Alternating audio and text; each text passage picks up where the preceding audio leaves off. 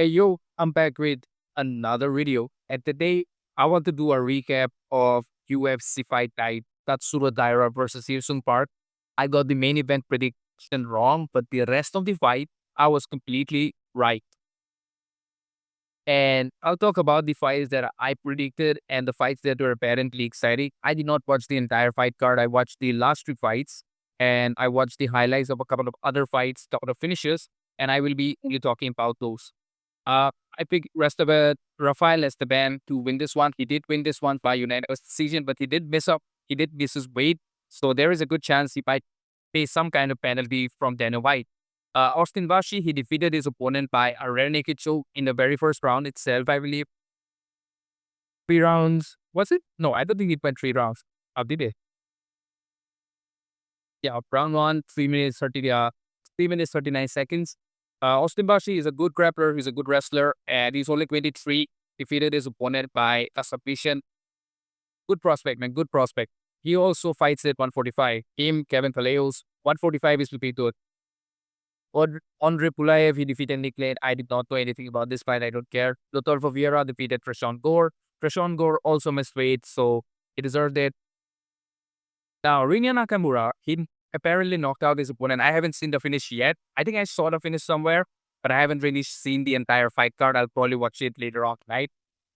But Rinya Nakamura, he knocked out his opponent by a body kick and punches. That is also in the very first round, within 2 minutes, that is 1 minute and 2 seconds of the very first round. That is genuinely respectable. That is really respectable. And of course, in his last fight, he did lose his last fight against Windafura by an unanimous decision. So comparing that to this, he has made some decent improvements. And Nathan Fletcher is also not exactly a great fighter. So, and Rinya Nakamura has also said in his Octagon interview, also he speaks really good English. I think his English is probably better than mine. So I respect it. So he has said that he needs to get 2 wins in a row. So if he gets 2 wins in a row, then he will probably fall out for a ranked opponent. And I think that is good. That is a good decision from his part and from his team as well. He's 30 years old. If he can get one more win this year, towards the end of this year, and one more win the first half of next year, then we can see him fighting for the belt in 2027, 2028, he will be around 32, 33. So 32 is, I think, kind of in his prime. So I still have hope from Riya Nakamura. Now let's talk about the main card. Kevin Vallejos, he defeated Dennis Silva. I haven't watched this fight, but a lot of people, including MM Guru, I watched this video, and I watched a couple of other people. I was watching reading the comment section. A lot of people say that this guy, Dennis Silva, he was trying to emote and taunt Kevin Vallejos, but he did not do anything. Like, he did not do any kind of significant damage or did not really land like that many good punches. But on the other hand, Kevin Vallejos showed that we are going to become not the next, but in future, we are going to become the UFC 145-pound champion, UFC featherweight champion. We are coming for the belt. By the way, this guy is younger than me, so that's always like, it's funny that how there are younger fighters than me in UFC. Neil Magny. Neil Magny defeated Elvis Brenner, and to be honest, I'm not exactly that surprised. Like, to defeat Neil Magny, you have to be a pro. Let's just look at the record of Neil Magny. He has been defeated only by really good fighters. He was defeated by Michael Morales, who is kind of like a prospect. He's in the top 5, I believe, right now. Carlos Prates, again, another top 10 caliber fighter. Carlos Prates, with proper training, with proper camp, I think he can defeat some people in the top 5. Like, I think him versus Ian Gary, if it really, Carlos Prates, if he really took himself seriously, I think he can do some damage on Ian Gary next time. He was defeated by Ian Machado, Gary, Gilbert Burns. Like, Kafka Rakhmanov, yes. Like, all the people that have defeated Neil Magny are really good fighters.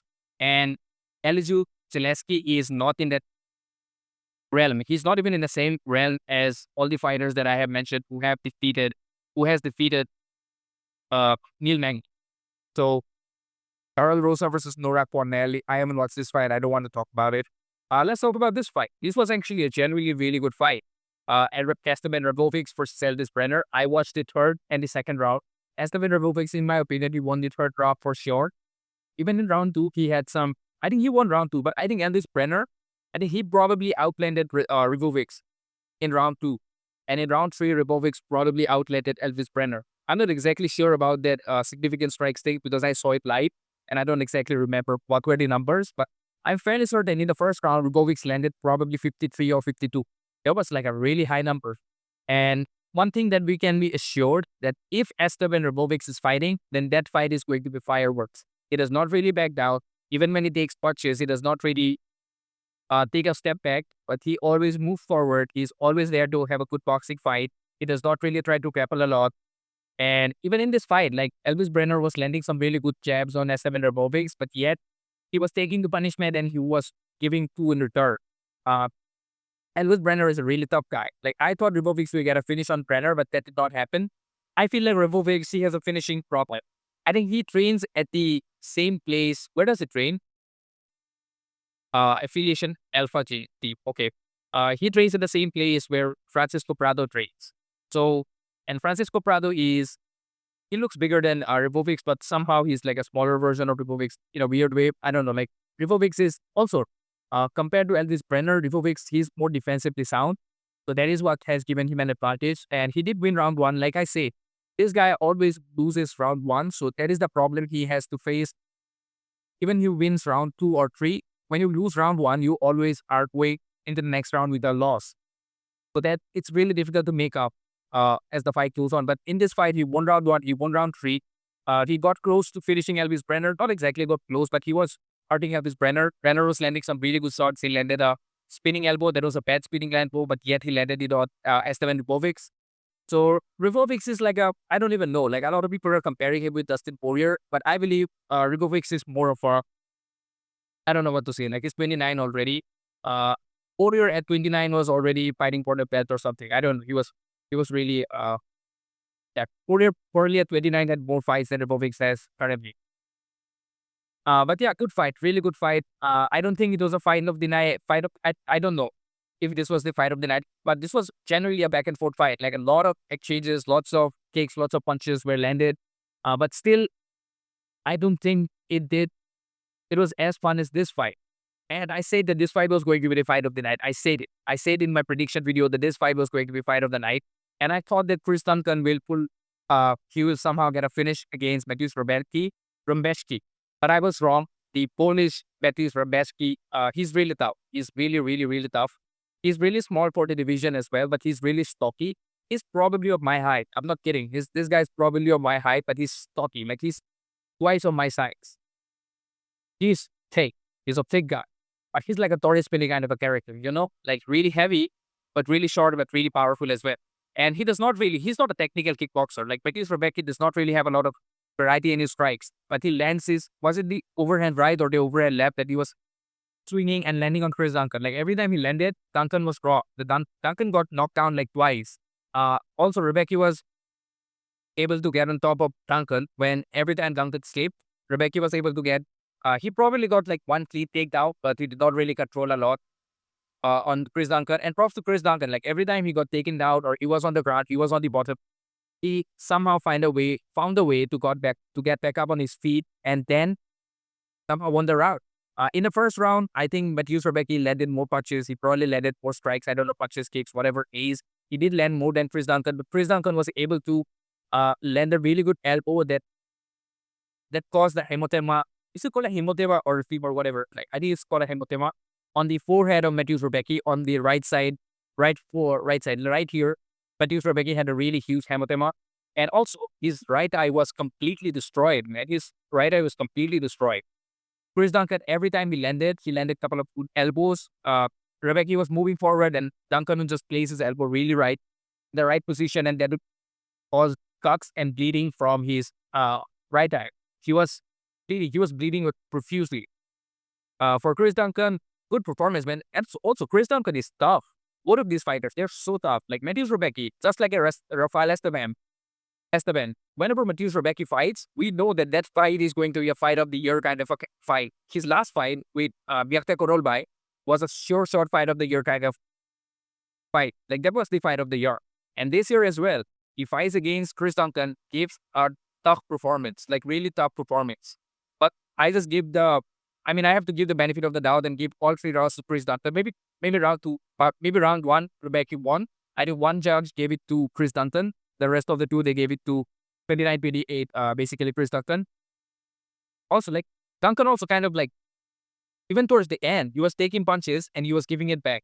His elbows, his body kick, the body kick that he landed on Rebeckin was really perfect. That body kick was really perfect. Mateusz Rebeckin, like, to defend that body kick, he was putting his hand down, and I think that helped Chris Duncan land a really nice head kick as well. Yeah, Mateusz Rebeckin took a straightforward head kick and he did not get knocked out. That is really surprising and really commendable. Like, what is the head of this guy made of? Because he took that kick head on and did not get knocked out. Genuinely respectable. Like, come on. And big props to Chris Duncan, man. He got a win and he's 32, and I think he's going to fight a ranked opponent. Next, let's just take a look at the lightweight rankings, because almost all the fighters in the lightweight division, many of the, Grant Dawson, I forgot. Yeah, Grant Dawson is from American top team. Another Moicano is from American top team. Mateusz Gamrot is also from American top team. And Arman Sarupian is also from American top team. And at one point of time, Dusty Warrior as well. So, out of the 15 fighters in the lightweight division in UFC, 4 of them are from American top team. So, to see and expect Chris Duncan to be in there is not exactly alien to me. He can be in the top 15 pretty soon. But he's not exactly a defensively sound fighter, because he's tough. He's tough. That's what I'm going to say. He's a tough SOB, and he's comes for a fight. Really entertaining fighter. Really one of the best fights that I've ever seen in my life. One of the best fights. Now let's talk about the main event. I was so wrong. I was really wrong. I thought Hyun Sung Park would defeat Tatsuro Taira by unanimous decision, but I was really wrong. I was not familiar with the game of Tatsuro Taira. Not just kidding. I've always known about Tatsuro Taira. I just thought that Hyun Sung Park might be one of those fighters who does not really have a lot of experience, but yet he shows up. You know how John Silva showed up against Bryce Pichel and just somehow like destroyed Bryce. But I did not think that Hyun Sung Park would destroy Tatsuro Taira. I thought he would win by a unanimous decision, maybe 29-27, 28-27, whatever, 28-86, I don't know, whatever, that kind of a decision. But no, I was wrong. Tatsuro Taira in their first round landed a really good was it a jab? No, it was a left hand, I believe. It was a left hand, all right. I think it was a left hand that he landed on Hyun Sung Park. Left hand or maybe right hand, I'm not exactly sure. He landed on Hyun Sung Park. He landed 2 shots. The first shot was really solid. The second shot, he got Hyun Sung Park to the ground. Basically, Hyun Sung Park got a knockdown. And then Tatsuro Taira jumped on him. And then he stayed on his back. He completely controlled Hyun Sung Park for the entirety of the round. He got close to finishing him, but did not finish him in the first round. But in the second round, the moment the round started, Tatsuro Taira, he had a really beautiful takedown against Hyun Sung Park. That was not even a takedown. He basically lifted him up and threw him on the ground. I don't know what it is called, but that is one of the basic wrestling moves that I have seen people do. But yeah, really beautiful performance. And then eventually he got the submission against Hyun Sung Park. And I'm very happy, guys. Yeah, Tatsuro Taira is very happy. Really flawless performance by Tatsuro Taira. There was nothing that he could do better.